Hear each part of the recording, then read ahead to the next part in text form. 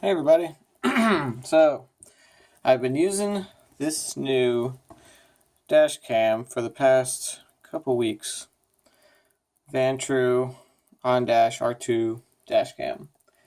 Currently retails for $139 on Amazon, and it is actually the old silver version, so there is a newer version than this.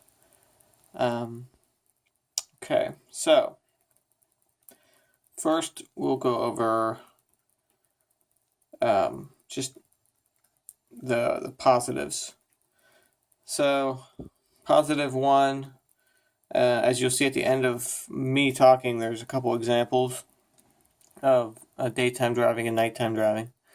I would say the daytime driving, optimal conditions, this thing takes fantastic video. There were some complaints from people I've seen in other reviews that you can't see the license plate sometimes on other cars. And all I really have to say to that is, you're never going to see the license plate on every car. For the price, unless you want to spend $300 on a dash cam, this is plenty good. The resolution is, it's advertised as 2K, 1296p Super HD, and it has a very sensitive sensor, so if there's any sort of, even if you hit a bump, it'll save that file 10 seconds prior and 20 seconds in the future, just in case there's an accident. You'll be able to easily find where that video is.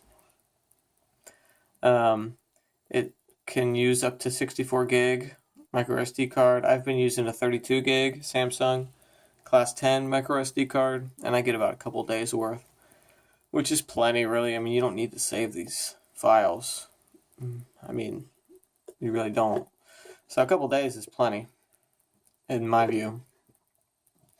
The other thing that is really good about this dash cam is the processor, an Ambarella A7, which may be a couple generations old, but it's still a quality processor.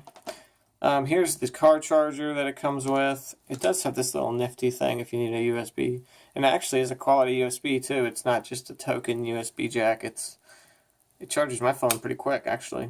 So, no problem with that. It's a very long cord, as you can see. Super long. I've been just letting it hang for now. Eventually I will tuck it in. But just been letting it hang. The other thing I didn't even notice for a long time was that there is a jack on this right here. Can you see? And so basically you plug directly into that instead of plugging directly into this, which is here. So you're not constantly, if you have to take it down, you don't have to unplug from here. All you do is take this down. So this stays constant. And you have your metal connectors here. So it just connects right in, and then it powers up. You don't have to have any wires coming off this device. Let's see if I have any juice. Doesn't look like it. One of the small cons is that, there it goes. It does have a tiny battery. Okay, look, I'm charged up. It does have a tiny battery, so it won't last long on just battery, but not a big deal, in my view. Interface is extremely simple. You can pick your resolution, you can pick your video quality, loop recording if you want it to monitor while parked, sharpness, contrast, let's see, GPS. Here's a GPS connector right here. Your system setup, language, time, auto off, sound, standard, format your SD card. It was very simple. It's not something that you don't normally deal with, interfaces like this, but it was really easy for me to pick up. So, definite good interface on the actual device. You're not going to run into any sort of, confusion. It's very simple, straightforward. The resolution is, 2304 by 1296p. So, and you can pick your resolution. You can lower it if you want. And I did try to lower it, but you're better off just doing as high as you can. And you'll see the YouTube video doesn't actually look as good as what it does when it's straight off the SD card. YouTube has been, I don't know, they compress it or kill the resolution. But it actually looks very, very good. So I have no issues with the resolution. The sound picks up really good. It'll pick up your conversations in the car. If you were ever in an accident, that may be helpful. The metal, the sort of shininess here looks a little bit cheap. But, the next gen doesn't have this. But it's fine. I mean, what are you going to do? It's fine. Doesn't bother me, really. You can also take pictures with this button here if you wanted to just take a quick picture. I've never needed to do that, though. So as far as complaints go, well, let me just first say something positive about this. This hooks onto your windshield, and then you lock it in place with this. Very sturdy. Super sturdy. So this is awesome. This is awesome. Now for some negatives. The way that this connects is fine, but then if you ever have to take it down and it's hanging on the windshield, it's a bit of a pain in the ass to unhook. So I can do it now because I have in both of my hands, but when this is hanging up on the windshield and then this is hanging there and then you gotta put both your arms up and wiggle it, this will stay sturdy, but it's just, you don't feel like you don't want to be rough with the camera, but at the same time you still have to get it down. So be cognizant of that. I mean, if you're just going to leave it hanging there forever, it's not an issue at all. But if you do have to take it down every once in a while, it can be a bit of a problem. So you'll see the examples that I have after me talking, but overall impression is good, very good. It's a $140 camera, but it does have the Ambarella processor, which is what you need in a dash cam. You don't want to get one that doesn't have a processor that's advertised, or else you're going to end up with junk.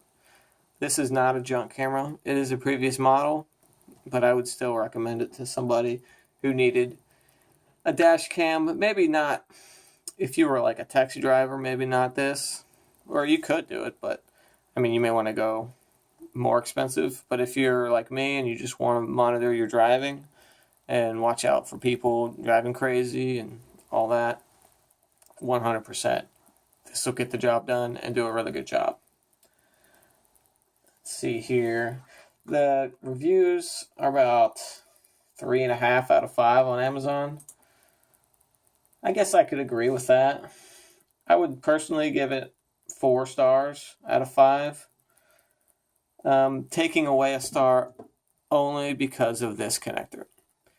I have no issue with the resolution. I have no issue with functionality. I have no issue with anything. But this connector here kind of annoys the shit out of me. And it's my biggest issue. And that's pretty much all my comments on this. Feel free to ask me any questions.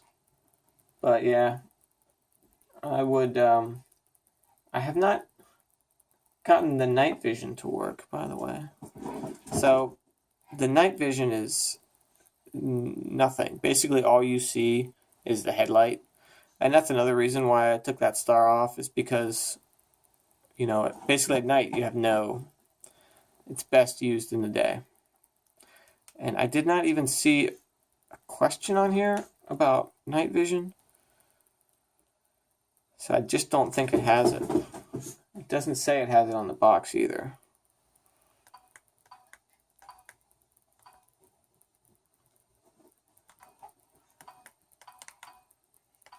Yeah, I don't see any night vision options.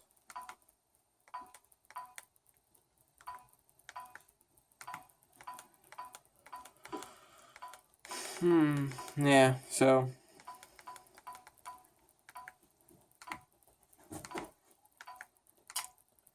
no night vision, but that's okay. Just use it during the day. If you drive mostly during the day, it's not a problem. Let me know if you have any questions.